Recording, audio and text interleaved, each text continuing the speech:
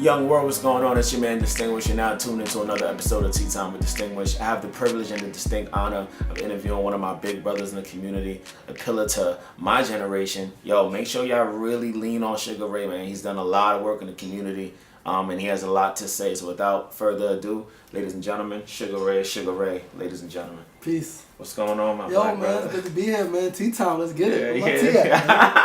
Where my tea at? Tea So time, Suga Ray, it's been a journey, man. It's been a remarkable thing to have met you. When I did, I met you I met this brother a few years ago. Some of you guys may know I work closely with a non-for-profit called iHome, which stands for International Humanitarian Outreach Ministries.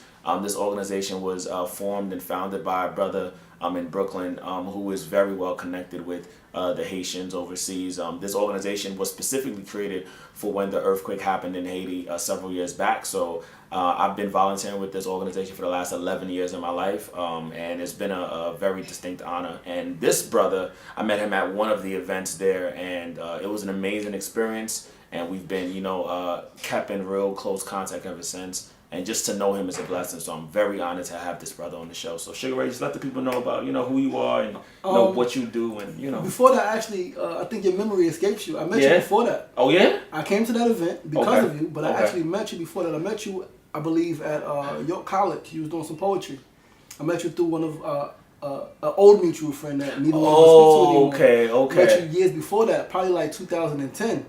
I was 20. You was I was a very young man. I was very young. Bow ties was big, but you was doing poetry, and you did a spoken word piece that literally like touched my life in such a way that I was like, yo, I gotta connect with that brother. And the sister connected me with you, and we stayed connected through social media like that. Right. We didn't talk much, but I was aware of what you was doing, and then when you posted the stuff about Haiti, that's when I came out, and that's when we strengthened the relationship. Okay, I got you. But I initially met you before that. Though you see, it's always good that you get corrected and you stand corrected. We all need that. But I'm definitely privileged and honored that you remember that. So so just let the people know about who you are and what you do. I'm just a young brother, man. I'll be 35 in a couple of weeks. Okay. I'm a father, dedicated, committed father. And again, ultimately just a young black man in the community. Working to use my gifts, my talents, my skills, my resources, just to elevate us, man. A couple of pillars I stand on is freedom, justice, truth, peace, and love. And so, but none of that is possible without work, without sacrifice, without faith, right? So that's who I am in a nutshell. I'm an artist, spoken word artist. I'm a writer. I'm an author.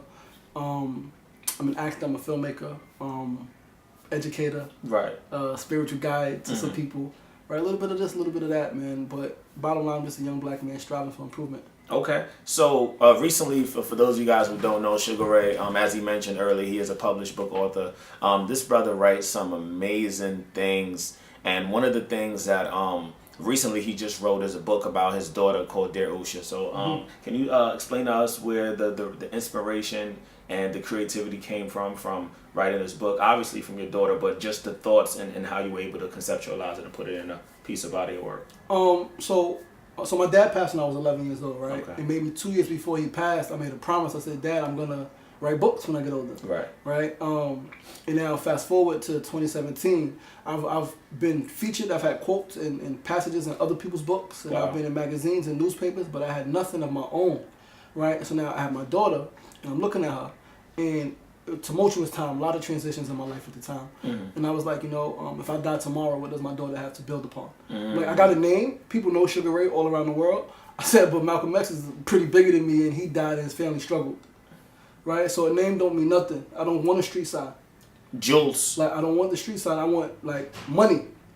Money is what, in this situation, in this economy, in this structure, is money. To live, rent, food, all of that stuff, right? And so I need something that my daughter could build upon to generate income if I died today. And so I knew I wanted to write a book, and I said, what can I write about? And again, going through like emotional craziness in my life at the time. Sad, stressed, angry, depressed. A lot was happening. My sister had passed, right? My brother was sick. He was about to pass. I'm like, whoa, like all this stuff is happening. But I said, you know what? No matter what, I can write to and about my daughter.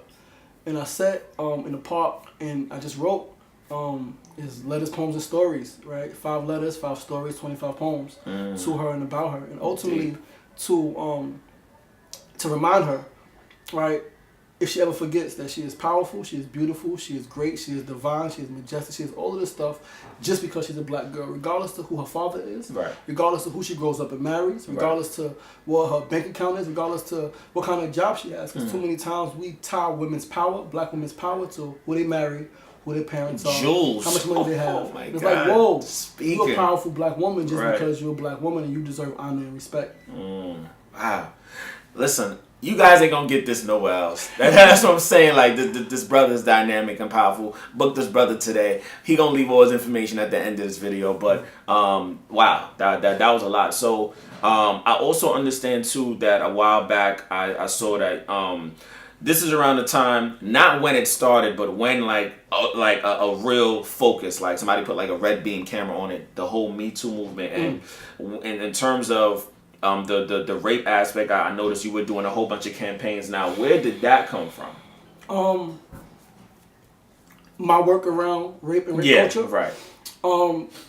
So if I was to say I had 10 girlfriends in my life, 9 out of 10 have been raped and molested, either as a young girl or an adult, and some both. Wow.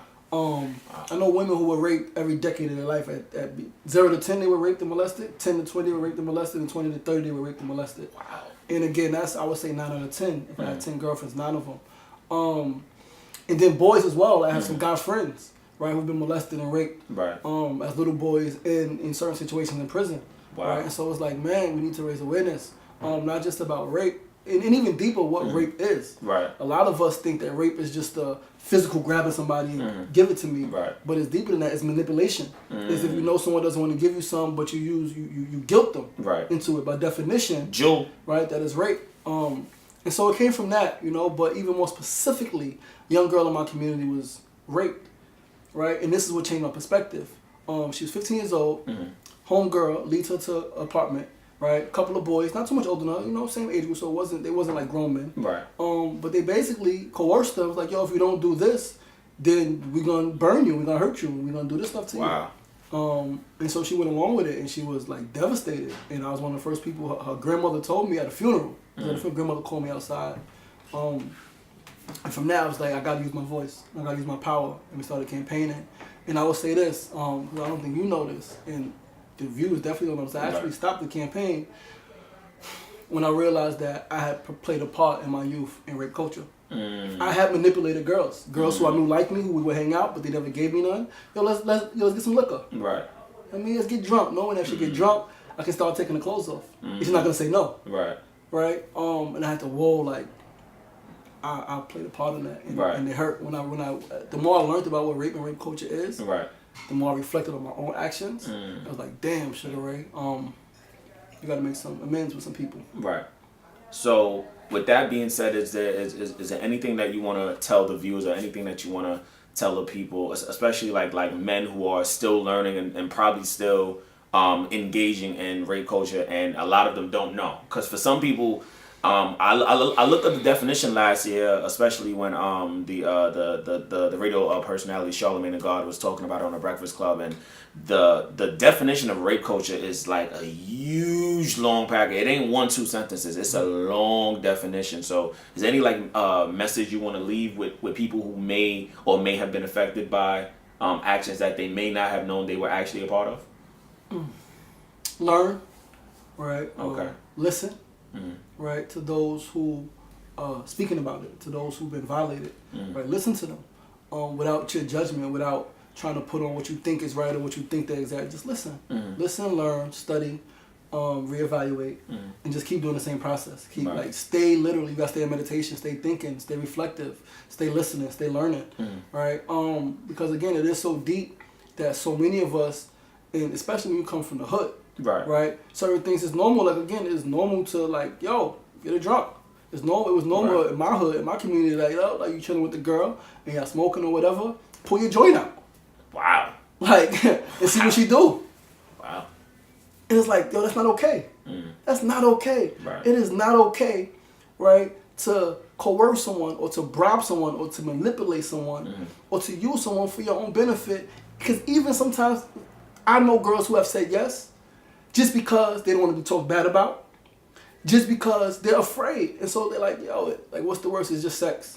I'll give it to them because I'm scared if I say no, Wow. He might do something. Sure. Or his friends might do something. Or I don't want to, I'm walking down the street and they calling me out my name and talking bad about me. Out loud. Where it's different where if she's like, if I go with it, then maybe they'll talk about me whispering. As opposed to if I don't, and I walk down the block with my family, they call me all types of names, all types of this, all types of that. And I actually wrote a film called In Her Shoes about a woman who was raped in her apartment. Right? That I intend to produce this year. Right? But ultimately learn, listen, reflect, man, and be honest with yourself. Right? And life is so fluid that, and we black people in general, innately so kind and loving that if you admit your faults, right, and make amends, whatever that may be, then you can still be accepted into the community. No one can hold what you did 20 years ago against you, especially when you didn't know and it wasn't your intention. But you got to be honest about that. You got to be honest about what you did. That as you learn, like as I learned what rape culture is, I have to be honest with myself, with my family and friends that, yo, damn, I'm so sorry. I can't take it back. I wish I could, right? So just learn. Right. And with that being said, Suga Ray, take us home. Let the people know where they can find you, how they can book you, because, man. Well, you can find me on Tea Time with Distinguished right here, right now. Well, true. That's where I'm at. But I'm on social media. Instagram is Suga Ray 4506, SUGARAY 4506. Facebook is Suga Ray, SUGARAY. You can book me for speaking engagements, man. I actually do something that I'm actually becoming more and more passionate about and more serious about is grief support.